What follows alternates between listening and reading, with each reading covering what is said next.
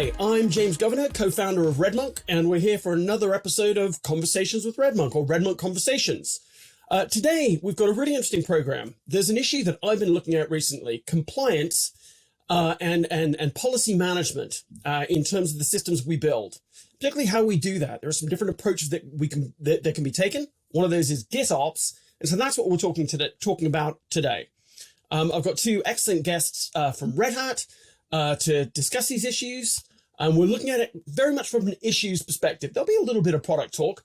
We'll dive into that for sure. But also we're going to talk about like what we're building, why, what customers are looking for. So I'd like to introduce you to Jaya Ramanathan and Siamak Sadeghianfar. So Jaya, why don't you introduce yourself first and what you do? Thank you, James. Thank you for this opportunity to talk about this topic, which I'm very passionate about. So I'm Jaya Ramanathan. I'm a distinguished engineer here at Red Hat and a chief security and governance architect. And I've been working in this security compliance governance space for many, many years now, for more than 20 years, 25 years. So gained a lot of experience, and I have really some thoughts on this topic. So I am excited to share that here. Thank you. Great. Siamak? Sure. I'm Siamak here. I'm part of the product management team as a part of the hybrid platform group at Red Hat. And I look after initiatives that we have within Red Hat that focus on making the life of application development easier on container platforms. OpenShift, the flagship product from Red Hat, anything from how the applications are built to how they are delivered and managed across the cluster infrastructure that customers have. Awesome. Well, that's exciting. RedMonk has been doing a lot of work, not just in compliance, but also thinking about developer experience. And if we can bring together developer experience and compliance, doing the right thing, the easy thing, then we'll be cooking with gas. So let's sort of jump into that. So Jaya, you've been in this space now, as you say, for 20 years. That's a good wealth of experience. Tell us a bit about your journey to, because certainly we'll be talking about things like Kubernetes today and so on. But when you began in this space, you were not using Kubernetes as a platform. So tell us a bit about how you got here and how things have changed and what you see now as the frontiers for compliance in systems. Yeah, so how I got here. So I started, my journey in security actually started working on security products and technologies. So I started off as a developer, writing code for access management product. Mm-hmm. And then worked my way up slowly along the journey, becoming a technical lead, development lead, and eventually became an architect.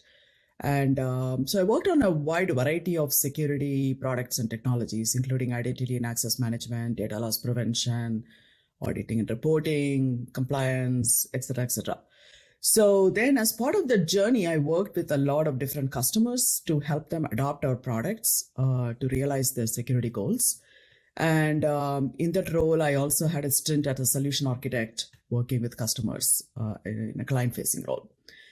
And then before I came to Red Hat, I was with IBM for a long time. That's where my security journey began. And when IBM got into cloud, they brought me over as to help with the security aspects of cloud. So I became a cloud security architect. And there, my role became using the security technologies to operationalize and secure the cloud platform, right? That is when I got into the governance space, because what I realized is that in order to really achieve that goal, you need to be continuously security ready and audit ready. And how do you do that? The only way to do that is through automation, right? So, and build out a governance, risk, and compliance tool. So my team actually built a mini GRC, I call it, as a first step, because I wanted to have a view of where everything is on a day-to-day basis, rather than just scrambling during audits and stuff, right? Yeah. So I mean, that's the, don't we just do all of our audits with a lot of spreadsheets? Right, exactly. So, I know it's and having personally gone through many audits during that time frame, I didn't want to go into an audit blind. And so I told my team, you need to build this thing. So we are going to monitor this on a day-to-day basis, right? So that's how the journey began. And in fact, one of the auditors actually joked around and said, "You have a trophy here." And another one said, "We don't have to come and inspect this because Jaya already knows what's going on because she has this tool," right? So that was really cool. And then what happened is I moved from public cloud to private cloud. And when IBM delivered private cloud, we were not managing it. Customer was managing it, right? But they had, but I knew that customers have this exact same challenges, right? How do I operate this? How do I pass audits? How do I make sure I'm following enterprise standards, etc.?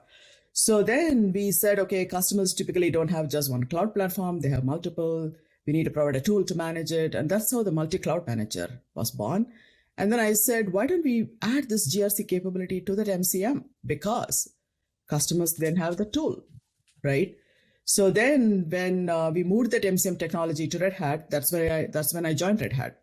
Right. And it was perfect because Red Hat believes in open technologies, open source, open communities. And I said, hey, this is perfect because in order to realize this goal, you really need to collaborate in the open with multiple vendors and build that whole ecosystem. Because in order to secure a cloud platform, Red Hat cannot deliver all the technologies, right? We deliver stellar technologies for securing, but customers also use other technologies from vendors and partners. So we wanted to bring that all together. And so I started this policy collection repo where we started putting together policies to comply to standards. So introduce this concept called policy-based governance. So what do we mean by that? What we mean by that is to represent the desired configuration state for various controls, whether it's related to security, resiliency, or software engineering, using policies, and then manage those policies just like you'd manage source code in Git, and deploy those policies using GitOps, and then distribute them to the clusters you're managing so that you have this whole end-to-end flow, right?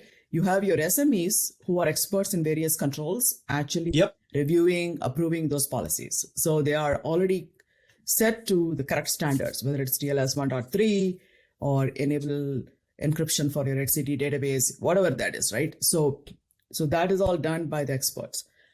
And then your SRE who's actually managing the platform, their job is easy, right? They basically take those policies authored by the experts, and then they deploy it and make sure that any violations are detected and end-to-end flow happens.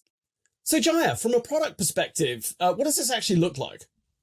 Yeah, so basically we have our OpenShift Platform Plus bundle that includes several offerings that are related to the technologies that I talked about. So the policy-based governance is offered by the Advanced Cluster Management for Kubernetes. And then some of the DevOps integration into the CI/CD and stuff for security aspects, the shift left, that is offered by the Advanced Cluster Security. And these two kind of integrate together to provide that policy-based governance and automated capabilities that I talked about. So GitOps is an interesting one. I think not everyone knows what that is. I'm gonna, move over a little bit to Siamak now. And what is GitOps, and why is it useful? From your perspective, in terms of solving some of these problems. Sure. So then that's a great question. I do get that question a lot because the GitOps is a very current topic right now. A lot of customers are trying to figure out. A lot of customers that are organizations that are still implementing some aspects of DevOps. They have the exact same question. What is GitOps? Why is everyone talking about it? Why is that helpful even to me that I'm already doing steps that sounds like it will solve the same set of problems? GitOps is really like coming from, like, if I to put it in the space of where it fits, it's one of the subcategories of a group of practices within DevOps movement, and it focuses a lot on that particular aspect of continuous delivery, which is very sought after for any organization that is implementing or adopting DevOps. Continuous integration is usually the low-hanging fruit. A lot of teams, organizations start with that. They want to grow that into getting to more automated deployments, more frequent deployment, and CD is an area they look into. But DevOps is not extremely prescriptive in this space. There are there are some practices available, some values, and it's left to the adoptioner to figure out how to put them together. GitOps comes with a sort of a blueprint, very prescriptive way. And the core idea is really to expand on the Git workflow that is like largely adopted within application development, that you have a Git repo that is source of truth. Everything that is true got to be in those Git repos. You don't have it on your local machine and pass along zip files or tarballs with each other. And expands that to the degree that not only your source code, but also any configuration in any aspects of your infrastructure has to be the exact same way declarative in a number of Git repos, so that we can build on top of all the capabilities that a Git provider provides for us. And a lot of those are things that relate to audit and security and visibility and transparency that just with the mere fact that I'm using a Git provider as a source of truth, I'm getting all of that on kind of as a benefit on the side of this process. And then it expands that to say that you drive all your operations also through this Git workflow, and that's something that perhaps is less practice within application development space and more touches on IT ops. That you say that you need to have systems in place that look at those Git repos and make sure that the infrastructure that you have are in sync with this golden rules or the truth that you have described, declared in the Git repo in any direction. So if there is a change that is approved to be available in these Git repos, automatically it should be actualized on top of those infrastructure that you have, or vice versa. If there is something happening on the infrastructure, your system in place needs to identify this immediately, because this could as well be a breach or a large actor changing something on part of the infrastructure. And when you look at your source of truth that is Git, it says it shouldn't be there. So it really helps on that bringing a very prescriptive way of doing continuous delivery for application and infrastructure configuration, and with the idea of pushing all of this really behind the Git interface, right? Okay. So the idea is sort of bringing that declarative model that we're seeing in and around Kubernetes, and applying it with this policy aspect that we've been talking about, or at least GitOps is taking advantage of that declarative model. With basically managing with a single source of the truth as Git for the systems and the interactions that people have with those systems. Mm-hmm. Exactly. Yeah. Great. And so I mentioned Kubernetes there. Is that the heart of your platform story? So your Red Hat is actively building this tooling for Kubernetes infrastructures?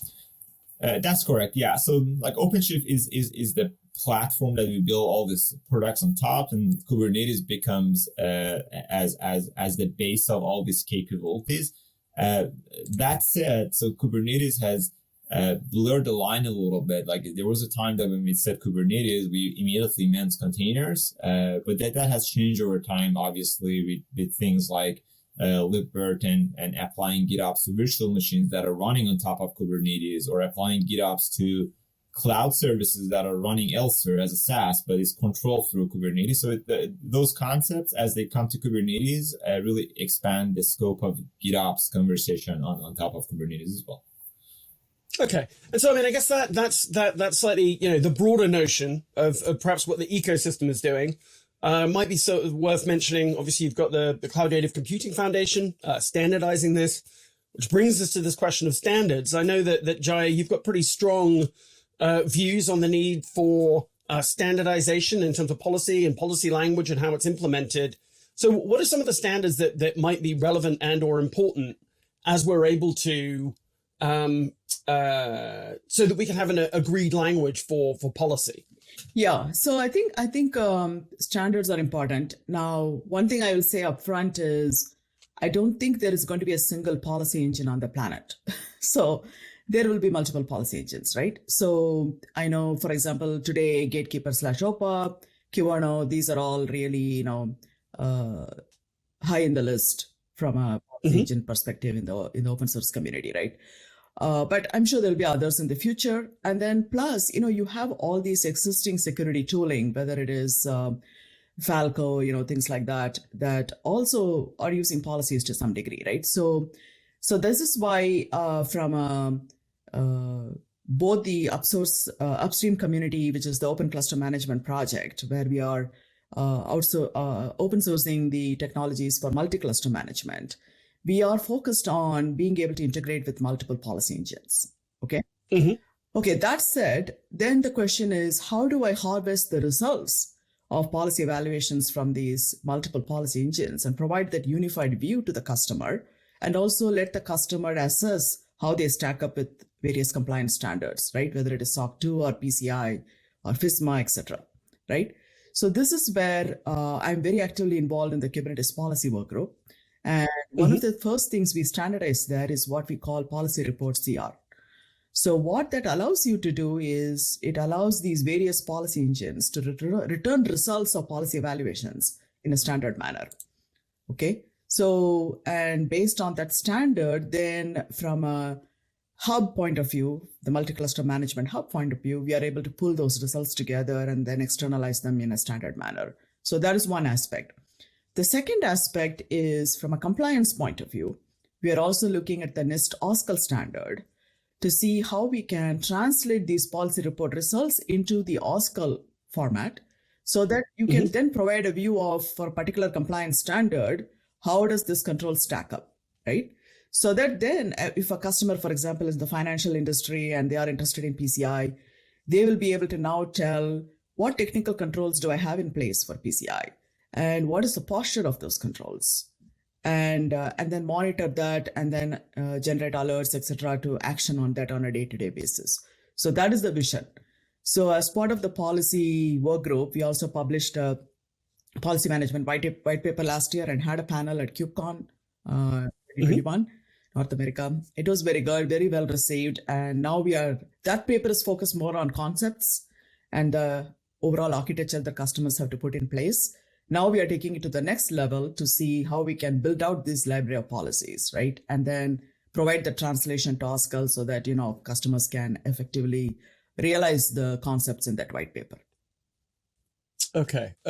And so I think one of the questions there is we've got the policy languages. We are having some standardization. Obviously, we're not going to have one ring to rule them all. If there's one thing this industry is particularly good at is creating new policy languages. So from that perspective, I think one of the questions then sort of brings us to developer experience. And so Siamak, that's something that this is quite complex from a policy area. We've got to have this bridge between people setting the policy, the platform, and then the developer experience. How do you bridge that and ensure that actually you are offering a developer experience so that it makes it actually easier for developers to adhere to these policies? How do you manage them? Is that a guardrails experience for them?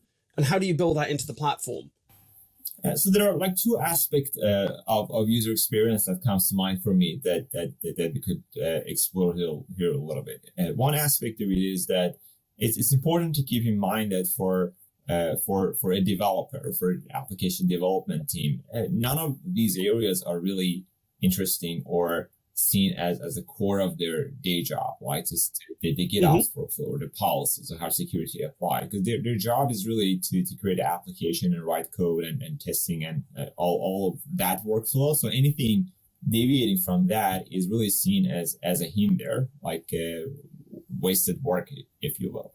So one of the aspects of user experience that GitOps brings to the table, or general like CI/CD with GitOps, not GitOps alone, combined with bringing policies into the GitOps workflow, is that it allows us to hide as much as possible these complex processes behind a workflow that developers are already interfacing with. That would be the Git provider, and not drag them into other sets of tooling, other type of processes that they're not familiar with, or it's not their day job. So one aspect of that a developer doesn't really need to know about any of this. And with all of that being nevertheless in place, as long as they commit something into the Git repo. And the second aspect of is what you brought up as well, the guardrails. So combining policy as code practices through the GitOps workflow, expanding that into even CI, the policy in a lot of the times talks about the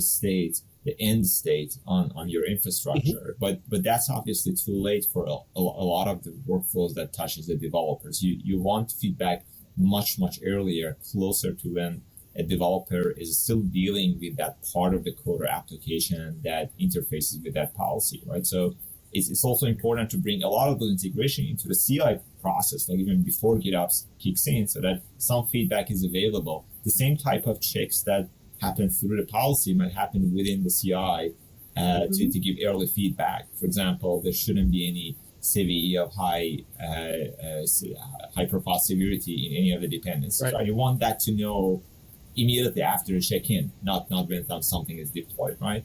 So bringing all of that into the CI/CD process through CI integration, through GitOps, it brings that peace of mind for developers, also for the application developers, to be able to experiment with different technologies that comes to the space they're working with. They perhaps come across a particular framework or something that they think it's the best tool for the job at the moment, and be able to experiment with that, push that through the process. And if it violates something, they would immediately know, based on the process giving them feedback, the build breaking or the deployment gets rejected. So instead of being extremely worried about introducing perhaps vulnerability into the organization or vulnerability into their code base, they can rely on the process to be the guardrail to reject things that they are not supposed to do, instead of every engineer or developer having to guard it themselves and limit themselves on how they want to solve the problems that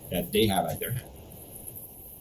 So allowing them to experiment a bit with their infrastructure choices, whilst at the same time not having to wait till someone comes back to them much later and says, why did you do this? Or this was a problem. So basically making it easier, making the developer's life easier. Mm-hmm. Exactly. Yeah. They can really focus on their job, which is they have a particular problem to solve for the application through the code, and they can really focus on that part and not all these areas around it that touches on the running and infrastructure and operations of the application. Okay, so Red Hat has, OpenShift pipelines. And obviously you'll be, that will be one of the options that this solution works with.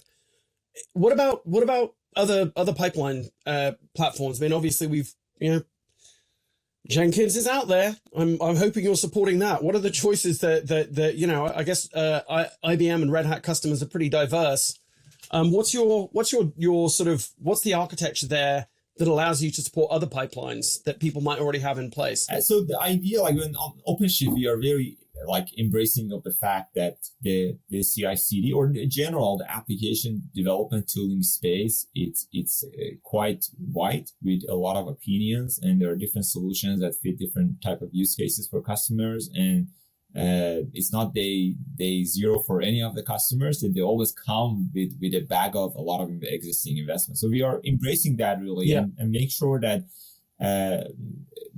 we provide an out of the box experience that is well integrated with each other, from OpenShift pipelines to OpenShift GitOps to ACM with multi-cluster, with ACS and things like that. And at the same time, making sure that customers can really take stuff out and plug something else in and build some of those integration that still works as a whole. You used a great example, Jenkins. We do actually support Jenkins and OpenShift as well. A lot of our customers use. So Jenkins combined with Argo CD, combined with ACM or other CI technologies or other GitOps technologies. So we do look at a combination of those, and I think it's expectedly the level of integration that we have between the products that are coming out of the box from Red Hat is higher because we are in control of all these products and make sure that they work smoothly with each other.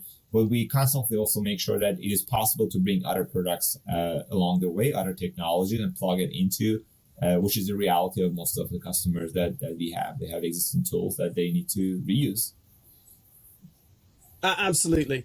And again, that again makes me think. So if we're thinking about like customer needs, just as there's the landscape of tools is very complex, very diverse. Obviously, the landscape of compliance standards is diverse. I think one of the things for me, and I think maybe back to you, Jaya, is to ask this question about. I think sometimes there is a view, and well, in fact, I know that I've discussed this with folks, and they're like, well, this is really about technical policy, the kind of things that you might be doing with GitOps. This isn't broader than that. But for you, it's not just about technical policy. You really do think, as you say, whether it's SOC 2 or something like HIPAA, that we actually really need to build regulatory compliance into these distributed systems we're building. Is that right? That's the view in talking to you that I hear. Yeah, I think we need to, because again, the way I think about it is, when typically in software, right, when you design a feature, you think about, how am I going to make this resilient, right? You think about how am I going to secure it, right? And from my point of view, governance and regulatory compliance should become another attribute, right? Because at the end of the day, right, in order to meet, so if I take a particular standard, say SOC 2, right, there are both technical controls and there are process controls, right? Okay, so the process controls are more, how an enterprise operates, etc. Fine. So set aside that for a minute and focus on technical controls. So for the technical controls, I'm basically deploying technologies. And who is the expert in these technologies? The expert is the person or the set of developers who are actually building that technology, right? So instead of that developer or developers writing a 20-page document on how this technology should be configured to meet a particular standard, why don't you bake that in? Why don't you make it easy by exposing that configuration as a policy and contribute that policy to the community, right? And if you did that as part of delivering the technology, okay, and you did that in a standardized manner, it's going to make it easy for everybody, right? It's going to make it easy for all these SREs in the world who are trying to operate this platform and trying to figure out, okay, I need to read this 20-page document. Now I have to write some automation code to make sure it is configured properly. How do I know it is really set like that in all the systems I'm managing, right? It's the operational cost and the getting paged on a weekend or an evening, all these things is what these day-to-day SREs are dealing with. And we can't expect them to be experts in all these different controls. So the experts need to help them. And the way the experts help them is to bake in this capability into the technology when you deliver the technology, and then make it easy by using the GitOps methodology of deployment, right? Because from my perspective, you can have all these great toolkits in your toolbox. But if those toolkits are not configured properly, it is as good as you don't have them, right? And we need to make that easy. And that's why I'm really passionate about this policy-based governance. And in fact, I'm now calling it automated governance, because you need to introduce automation into this, because it's not sufficient to just deploy the policies. What if somebody went and tweaked something and, to get around some issue and so now there is a violation, right? Now, how do I remediate that violation? Again, there you need to remove the human element and have automation that remediates it, right? And then have that whole, so the whole automated governance. And I wanted also to mention here the element of how do you ensure integrity of these policies? Because now, when you have this policy-based governance in place and you're doing everything through GitOps, everything, how do you ensure that there is now a lot of power in this, right? So because it is basically setting how your platforms are operating. So you need to ensure that there is integrity in those policies and introduce integrity-based, signing and those kind of techniques. This is where, we have some technologies available for integrating with Sigstore and so on to sign policies, also sign application artifacts and such. So, and also now we are introducing that to the automation playbooks as well, right? Like Ansible automation platform. So that whole life cycle, making sure that everything is automated, so you minimize the operational cost and also minimize the headache for the SREs who have to manage these platforms. And for sure. I mean, I think you had me at don't get paged at the weekend. That sounds good. If we could have that. I think you used a great, and you talked about it in your personal journey. You've got a great phrase when we spoke before, which is you always need to be security and audit ready. And I think that's the point, that what you don't want to have to do is to be scrambling, because you know that there are going to be issues that arise.